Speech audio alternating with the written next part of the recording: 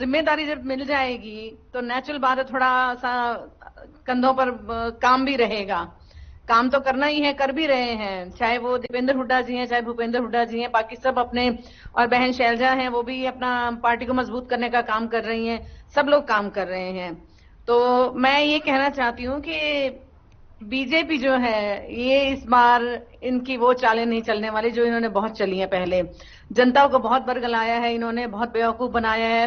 और इनको 2019 में तो खैर बैसाखी का सहारा लेना पड़ा, जो 70 पार का नारा दे रहे थे। इन्हीं के टाइम पे सारे दंगे हुए, चाहे वो नूह का हुआ जो कभी भी नहीं हुआ था 1966 से लेकर अब तक, नूह मेवात में, राम रहीम का, जाट आरक्षण का, रामपाल का, ये सारे दंगे इनके टाइम पे हुए। और इन्होंने जनता के लिए बैसाखी की बात हांडा जी आप कर रही हैं, क्या उसी के सहारे सभी सीटें हरियाणा में ले गई बीजेपी? देखिए मैडम, इन्होंने सीटें कैसे ली हैं, कैसे नहीं ली हैं, वो देश भी जानता है और हम भी जानते हैं। जो अभी 5 राज्यों में जो चुनाव हुए थे, कैसे ईवीएम के घोटाले करके और कैसे इन्होंने पोस्टल बैलेट्स पहले खोलकर, हाँ आप सिर पीटेंगे, आप जरूर पीटेंगे, जरा थोड़ा सब्र रखिए। तो तेलंगाना में क्यों बीजेपी ने सहारा नहीं लिया? तेलंगाना में ईवीएम का सहारा क्यों नहीं लिया जी? तेलंगाना में क्यों बीजेपी ने ईवीएम का सहारा नहीं लिया? और हिमाचल की अगर बात करें तो वहां पर क्यों नहीं बीजेपी ने? ऐसा है, उनको हिमाचल से ज्यादा हिमाचल और गुजरात के चुनाव इकट्ठे थे। ये वहां पर दौड़े क्योंकि वहां की सीटें लोकसभा की ज्यादा हैं, इसलिए। तेलंगाना की अगर मैं बात करूं तो वहां पर टाइम बहुत कम मिला इनको, घपलेबाजी करने का टाइम नहीं मिला। 30 को चुनाव हुए, 3 को रिजल्ट आ गए। तो नहीं तो ये इतना टाइम क्यों लेते हैं, आप ये सोचिए। जब भी चुनाव होते हैं, इतने चरणों में चुनाव होंगे, रिजल्ट इतने बाद होंगे, व्हाई नॉट इमीडिएट रिजल्ट? आप देखिए जो डेवलप्ड कंट्रीज हैं वहां पर जब चुनाव होते हैं, इमीडिएट काउंटिंग शुरू हो जाती है, चाहे रात तक उनको बैठना पड़े। और इनके आगे की भी एक वीडियो वायरल है कि जी पढ़े लिखे देश, मोदी जी की, पढ़े लिखे देश जो है वो उस पर कागज पर नाम पढ़कर उस पर अपना मोहर लगाते हैं। तो ठीक है आंडा जी, वापस लौट के आऊंगी आपके पास, तमाम सारे और भी सवाल आपसे पूछूंगी। फिलहाल मैं रमन मलिक जी आपसे पूछना चाहूंगी, जिस तरीके से कांग्रेस ने, जो आप तो पहले ही सर पकड़ के बैठ गए, जिस तरीके से कांग्रेस ने आप 10 कोऑर्डिनेटर की नियुक्तियां कर दी हैं, ऐसे में बीजेपी किस तरीके से अपने आप को और मजबूत बनाएगी कि अपनी शाख को मजबूत कर सके? और साथ ही हांडा जी के सवालों का जवाब भी दीजिए।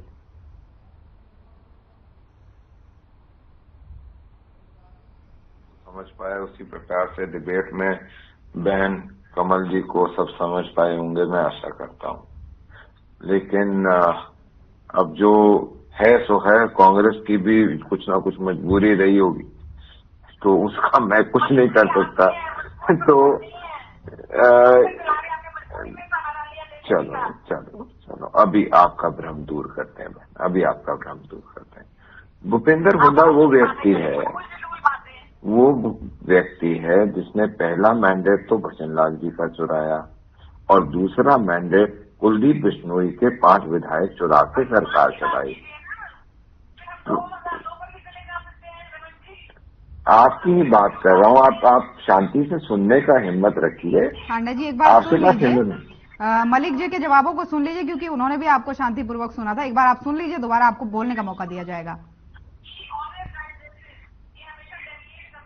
मुद्दे की बात करते नहीं, क्योंकि मुद्दे हैं नहीं इनके पास। आप करें तो रासलीला, हम करें तो कैरेक्टर लीला। वाह वाह वाह, क्या बात है ना? वाह वाह वाह। अब शांति से सुनिए। अक्सर आपको तथ्यपूर्ण बात करने की आदत नहीं है और आप एक अकेली ऐसी कांग्रेस की प्रवक्ता हैं जिसको देख के ऐसा लगता है कि कांग्रेस के कितने बुरे दिन आए हैं। लेकिन बहरहाल मेरे को अपना कर्तव्य पूरा करने दीजिए। हाँ, तो वो आपको देखते ही होता है ना, राहुल गांधी और आपको देख के मैं क्या करूं? करना पीटूं तो क्या करूं? पीटना हमें हंसी आती है। देश की बदकिस्मती है, प्रदेश की बदकिस्मती एक है। अगर आपकी इजाजत हो तो मैं अपना वक्तव्य पूरा कर लूं। ठीक है मलिक जी, जवाब दीजिए क्योंकि समय हमारे पास कम होता है। मलिक जी को जवाब, हांडा जी एक बार सुन लीजिए, मलिक जी का जवाब सुन लीजिए। जी। तो इस समय इन्होंने अपनी नियुक्तियां करी हैं, हर संगठन को अपनी नियुक्तियां करनी चाहिए, करवानी चाहिए, और ये इनका एक आंतरिक विषय है, इनको जरूर करनी चाहिए। साथ में एक नियुक्ति और भी मेरे को ऐसा लगता है और प्रदेश को भी ऐसा लगता होगा कि एक नियुक्ति और होनी चाहिए थी कि एक कोऑर्डिनेटर और नियुक्त होना चाहिए था हुड्डा गैंग और SRK गैंग के बीच में, तो ताकि थोड़ा सा इन दोनों को शांति में रखें और कांग्रेस प्रगति कर सके। तीसरी सबसे बड़ी चीज कि देखिए, जो सर फोड़ते हैं वही गैंग होते हैं ना, जिनके ऊपर आरोप होते हैं वही गैंग होते हैं ना। तो आप प्लीज अपने करिए, कोई बात नहीं, आप चिल्लाइए, आप और चिल्ला लीजिए।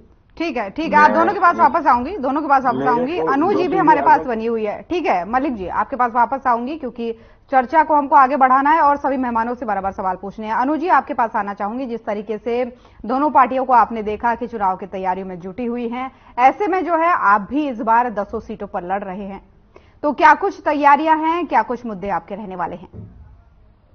देखिए, इंडियन नेशनल लोकदल जो है वो संगठन के तौर पे बात की जाए, चाहे एक्टिविटी जो पॉलिटिकल एक्टिविटीज होती है उसके तौर पे बात की जाए, पूरी तरह से तैयार है। पूरे हरियाणा में हमारी पार्टी ने पैदल यात्रा की है, गांव-गांव जाके हम वोटर से मिले हैं, चाहे गांव हो, शहर हो, कस्बे हो। एक बहुत ही intensive program Indian National Lokdal ने चलाया था, जिसके अंदर हमने 4200 किलोमीटर पूरे हरियाणा के अंदर पैदल यात्रा करके गांवों के अंदर, शहरों के अंदर, कस्बों के अंदर रुक के आम जनमानस से मुलाकात की, उनकी समस्याओं को जाना और पार्टी को मजबूत करने का, एक तरीके से आप समझिए वोटर तक डायरेक्टली पहुंचने का काम किया।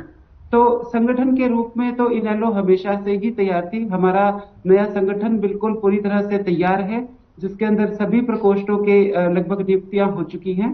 तो हम पूरी तरह से 10 की 10 लोकसभा के लिए तैयार हैं। लेकिन ये संगठन परिणाम के रूप में क्यों नहीं आ पाता अनु जी? जिस तरीके से एक विधायक आपका है और अब 10 सीट पर आप चुनाव लड़ने की बात कर रहे हैं, आपको नहीं लगता कि पहले वहां मजबूती बनानी चाहिए? जी बिल्कुल, आपने ठीक कहा मैम। मैं आपको बताती हूँ कि पिछली बार हमारी पार्टी के अंदर जो हुआ था, जो पार्टी के अंदर टूट हुई थी, उसका हमें नुकसान हुआ, मैं उसे एक्सेप्ट करती हूँ, लेकिन परिस्थितियां बदल चुकी हैं।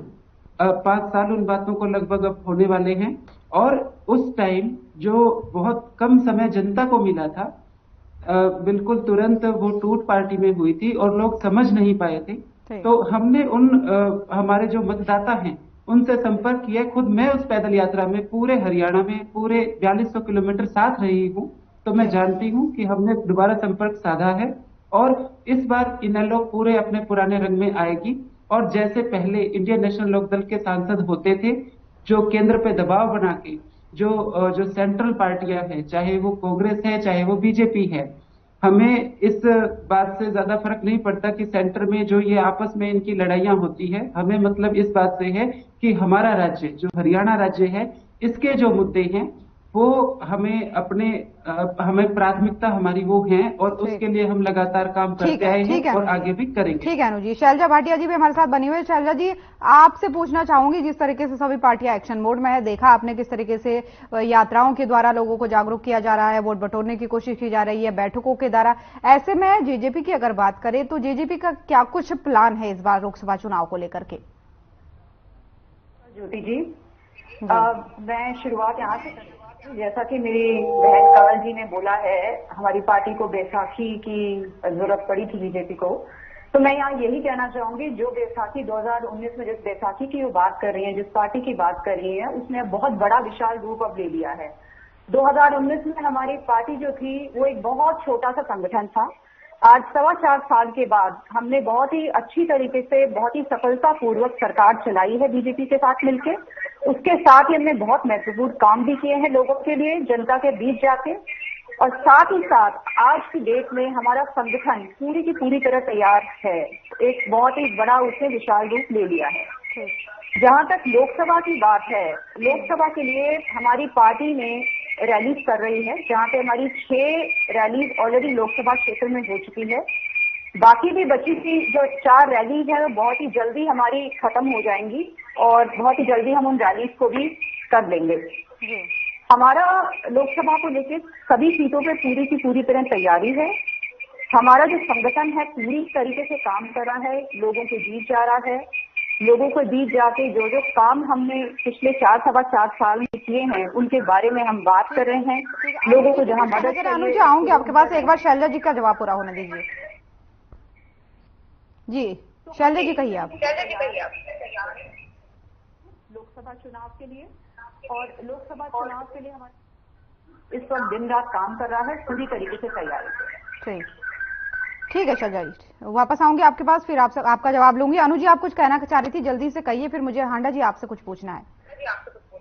मैं सिर्फ इतना कहना चाहूंगी कि जो जननायक जनता पार्टी है, जो कि जिसकी शुरुआत ही झूठ की नींव पे हुई थी, उस पार्टी का हश्र अभी रिसेंटली हमने राजस्थान इलेक्शन में देखा है। जिस तरह से इन्होंने रैली सिक्कर में की थी, लोगों को झूठ बोल के, बरगला के, उनको के धार्मिक यात्राओं के नाम पे इकट्ठा करना, उनको, जिसके अंदर महिलाएं भी थी, बच्चे भी थे, उनको 2-2 दिन तक भूखे रखना, ये वीडियोस वायरल हुई थी, आप जानते ही हैं। तो अगर इस तरह की तैयारी अगर जननायक जनता पार्टी कर रही है, तो मैं उनको ये कहूंगी कि एक बार जिनके साथ वो गठबंधन में चल रहे हैं, गठबंधन में भी क्या, मैं तो ये कहूंगी कि बार बार तिरस्कार के बावजूद वो जबरदस्ती बीजेपी का जो दामन थामे हुए हैं, क्या बीजेपी उनको साथ लेने के लिए तैयार है? आप अपना ठीक है, लूंगी आपका कीजिए कि लोकसभा में आप कैसे जाने वाले हैं। ठीक है, बिल्कुल बिल्कुल, आपके सवालों का जवाब लिया जाएगा। हरना जी, आपके पास आना चाहूंगी, आप कुछ कहना चाह रही थी, साथ ही आपसे पूछना ये भी मैं चाहूंगी कि जिस तरीके से कांग्रेस लगातार कहती है कि महिलाओं को मजबूत करेंगे, महिलाओं की भागीदारी होनी चाहिए, इस समय में जब आपने 10 सीटों के लिए कोऑर्डिनेटर नियुक्त किए हैं, महिलाओं की भागीदारी यहां पर कहाँ है? साथ ही इनके सवालों का जवाब भी आप दीजिए। देखिए मैडम, ऐसा है, बीजेपी की तरह हम झूठ तो बोलते नहीं है, पहली बात, ठीक है। जब वक्त आएगा महिलाओं को भी उनका पूरा उचित स्थान दिया जाएगा। आपको भी बता दूं, हमारी अभी एक जो हमारी भारत की अध्यक्षा नियुक्त हुई हैं अलका लांबा जी, तो वो महिला ही हैं वो भी, और नेटा डिसूजा जी को दूसरी जिम्मेदारी दी जाएगी। इनका काम ये है कि बीजेपी के लिए मैं एक लाइन जरूर कहना चाहूंगी कि उजाला बनाया जा सकता है, धूप नहीं। दूसरी बात ये कि इन्होंने कोई काम तो किया नहीं है, ठीक है। और ये जो मैडम कह रही थी भाटिया जी कि संगठन बहुत मजबूत हो गया है, 4.25 साल पहले जो था वो अब नहीं है, तो फॉर योर काइंड इन्फॉर्मेशन, आप वोट कटवा पार्टी, मैंने दीप कमल जी से भी पूछिएगा, जब वो आए थे मैंने कहा था राजस्थान में जाएंगे, वोट कटवा पार्टी बन के जाएंगे, और वाकई में आपने बहुत जिसे कहते हैं अनादर किया महिलाओं को, जो सोनीपत से बसों में भर भर कर लेकर गए, उनको तीर्थ यात्रा के नाम के बहाने से खाटू श्याम जी की यात्रा कराएंगे, बालासर की यात्रा आपको ले जाएंगे, वहां पर कैसे धोखे से आप लेकर गए, उनको पानी तक नहीं दिया, खाना तक नहीं दिया। ये बात तो अनु सूरा जी ने बिल्कुल सही कही है। आप वोट कटवा पार्टी बन के गए थे भाजपा की, आपका अदरवाइज कोई अस्तित्व नहीं है। ईश्वर सिंह जी के साथ क्या हुआ उचाना में, तो अब दुष्यंत चौटाला को भी लोग नहीं घुसने दे रहे, मैं आपको बताना चाहती हूं। मैं रही बात बीजेपी की, इनके साथ इन्होंने हर वर्ग को जो है तंग किया है, कोई ऐसा वर्ग नहीं है जिसको इन्होंने पीटा नहीं, कोई ऐसा वर्ग नहीं जिसको इन्होंने ठगा नहीं। और 4 दंगे इन्हीं के टाइम पर हुए, आप चुप होकर सुन लीजिए, 4 दंगे इन्हीं के टाइम पे हुए, जाट आरक्षण जिनमें छाती और माथे पर गोलियां मारी गई, 100 से ज्यादा जाट मारे गए, हमारे नौजवान मारे गए। और उसके बाद आपने राम रहीम, रामपाल और ये नूह का, मेवात का, राम रहीम को बार बार पेरोल देते रहते हैं, फरलो देते रहते हैं, और कहते हैं हो रही है। आप फिर वही पुराने मुद्दे, ठीक है। रमन जी, आपके पास आना चाहूंगी, आप कुछ कहना चाह रहे हैं? 10 सेकंड और लेके बात हैं, हमारे जाट बातें है, तो अगर आपके जाट हैं तो बाकी क्या डराते हैं, बाकी हराम के हैं जो आप बोल रहे हैं आपके जाट। मैं वापस लौट के आऊंगी, हांडा जी लूंगी, आपको दूंगी समय। आप लोग वोटर को राक्षस बोलते हो, आज आपने दिखा दिया ना कि आप क्या क्या दिखाना चाहते हो। आपने आपने ये क्या कि हमारे जाट मार दिए, क्या जाटों का आपका आधिपत्य है? मूर्ख आपने बोला, किसने कहा मूर्खों का सरदार? करा आपके किसने कहा मूर्खों का सरदार? बताइए मुझे आप। 35 करोड़ 12 करोड़ लोगों को आपने मूर्ख बोला, वोटर्स को। आप लोगों को आपको शर्म आती है बोलते हो आपके आका को? आपके आका तो इतने मैनिपुलेटर हैं कि गरीब के पैसों से गरीब को बता रहे कि मैं गरीब था। नहीं, आपके आका तो जो है, जो केंद्र में बैठे हैं, गरीबों के पैसे से गरीबों को बता रहे हैं कि मैं गरीब था। कितने बड़े मैनिपुलेटर हैं आप लोग। आपने मूर्ख कहा 12 करोड़ लोगों ने जिन्होंने राहुल गांधी के नाम पर वोट दिया, 12 करोड़ लोगों को आपने मूर्ख कहा। आपने आपके आका ने, मोदी जी ने कहा मूर्खों का सरदार किसको बोला था उन्होंने? आपके सरदार को नहीं, आपके परिवार को बोला होगा। आपके परिवार को बोला था तो मूर्ख है क्या? आप बता दीजिए, 12 करोड़ जनता मूर्ख है? 12 करोड़ जनता मूर्ख है, मुझे बता दीजिए। 12 करोड़ लोग मूर्ख हैं जिन्होंने राहुल जी के नाम पर वोट दिया। उगाता है और आलू से अरे बड़े बड़े क्या बात है, हाथ उठाने लगे। इतनी चिड़ मचती है, सच्चाई सुनी नहीं जाती, कड़वी होती है। अरे सच्चाई नहीं सुना जाता। 12 करोड़ लोगों को मूर्ख किसने अगर आप कहा? लोग शांति से एक दूसरे को सुनेंगे, एक दूसरे के सवालों का जवाब देंगे तो वो डिबेट भी हेल्दी होगी और आप लोगों को भी तनाव नहीं होगा। नहीं, ये राक्षस का वर्ड मैडम बार बार लेकर आते तो उनको ये बताना जरूरी हो जाता है कि इनके आका ने 12 करोड़ लोगों को मूर्ख कहा इन्होंने। साथ मत बिठाया करिए। ठीक है आप ठीक है। अनु जी कुछ कहना चाह रही है। हांडा जी आपसे जवाब लिया जाएगा। मलिक जी आपसे भी जवाब लिया जाएगा। अनु जी कुछ कहना चाह रही है, 10 सेकंड आपके पास है, इसको आपका फाइनल कमेंट भी मैं समझूंगी। जी मैं मलिक जी आपके पास आऊंगी लौट के। मलिक जी इसके बाद आप ही के पास आऊंगी लौट के।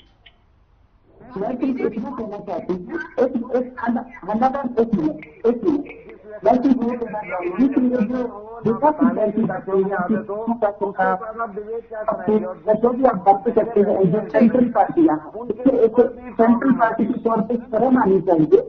आप बात करते हैं सेंट्रल पार्टी होने की, बड़ी पार्टी होने की, लेकिन उसके बावजूद जिस स्तर पे आके आप बहस करते हैं, चाहे वो बीजेपी है चाहे कांग्रेस है, शोभा नहीं देती। ठीक है कभी नहीं बात करती मैं। ठीक है अनु जी समय कम है, समय कम है। शैलजा जी आपके पास आना चाहूंगी, फाइनल कमेंट भी इसका आपको समझूंगी। हांडा जी इसके बाद आपके पास आऊंगी। शैलजा जी 15 सेकंड आपके पास है। तो दौड़ ही गए आराम हरियाणा की जगह जहाँ तक राजस्थान की मैं बता दूं, हम पहली बार राजस्थान में इलेक्शन लड़ने गए हैं और इलेक्शन ऐसी चीज नहीं है कि आप पहली बार जाए और आप उम्मीद कर रहे हैं कि जी आप जीत के आ रहे हैं। ये पूरी प्रक्रिया है, हम लगते हैं। तो इसीलिए सिर्फ दर्शकों को भटकाने के लिए, लोगों को भटकाने के लिए हरियाणा की जगह राजस्थान इन्होंने टॉपिक शुरू और राजस्थान में बात। ठीक है। फाइनल कमेंट हांडा जी आपका फाइनल। हाँ जी मैडम, ये कह रहे हैं कि पहली बार गए लेकिन लोगों को बेवकूफ बनाकर क्यों लेके गए? औरतें रो रही थी, बच्चे बिलबिला रहे थे पानी से, भूख से, जिनको आप धोखे से लेकर गए और अपनी सिर्फ वहां पर रैली करने के लिए, उसके बारे में नहीं आप कुछ बोलेंगी। और मैं अनु जी को भी एक बात का जवाब देना चाहूंगी। आपने कहा 4200 किलोमीटर, मैंने ये पंचकुला, कालका और ये एरियाज में तो देखी नहीं यात्रा। और दूसरी बात ये राहुल जी की जो चर्चा होती रहेगी, फिलहाल समय हमारे पास नहीं है। बहुत बहुत धन्यवाद आप सभी मेहमानों का। तो लोकसभा चुनाव की तैयारियों में सभी पार्टियां जुट गई हैं। ऐसे में बैठक यात्रा सभी का दौर जारी है और इस बीच कांग्रेस ने 10 कोऑर्डिनेटरों की नियुक्ति भी कर दी है। आज के मसले में फिलहाल इतना ही। नमस्कार।